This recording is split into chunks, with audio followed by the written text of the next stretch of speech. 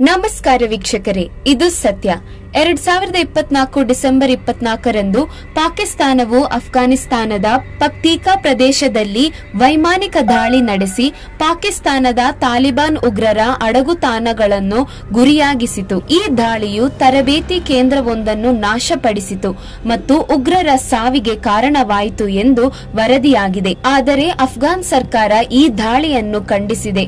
ಮಹಿಳೆಯರು ಮತ್ತು ಮಕ್ಕಳು ಸೇರಿದಂತೆ 46 ಮಂದಿ ಸಾವನ್ನಪ್ಪಿದ್ದಾರೆ ಎಂದು ತಿಳಿದು ಬಂದಿದೆ. ಈ ಘಟನೆ ಪಾಕಿಸ್ತಾನ ಮತ್ತು ಅಫ್ಘಾನಿಸ್ತಾನ ದೇಶಗಳ ನಡುವಿನ ಉದ್ವಿಗ್ನತೆಯನ್ನು ಹೆಚ್ಚಿಸಿದೆ. ಕಾಬೂಲ್ನಲ್ಲಿ ಅಧಿಕಾರದಲ್ಲಿರುವ ತಾಲಿಬಾನ್ ಸರ್ಕಾರ ಪ್ರತಿಕಾರದ ಎಚ್ಚರಿಕೆ ನೀಡಿದ್ದು, ಪಾಕಿಸ್ತಾನವು ಟಿಟಿಪಿ ಯೋಧರಿಗೆ ಆಶ್ರಯ ನೀಡುತ್ತಿದೆ ಎಂದು ಆರೋಪಿಸಿದ್ದಾರೆ. ಈ ಘಟನೆ ಪಾಕಿಸ್ತಾನ್ ಅಫ್ಘಾನಿಸ್ತಾನ್ ಗಡಿಯಲ್ಲಿ ಹೆಚ್ಚುತ್ತಿರುವ ಭದ್ರತಾ ಸಮಸ್ಯೆಗಳನ್ನು ಪ್ರತಿಬಿಂಬಿಸುತ್ತದೆ.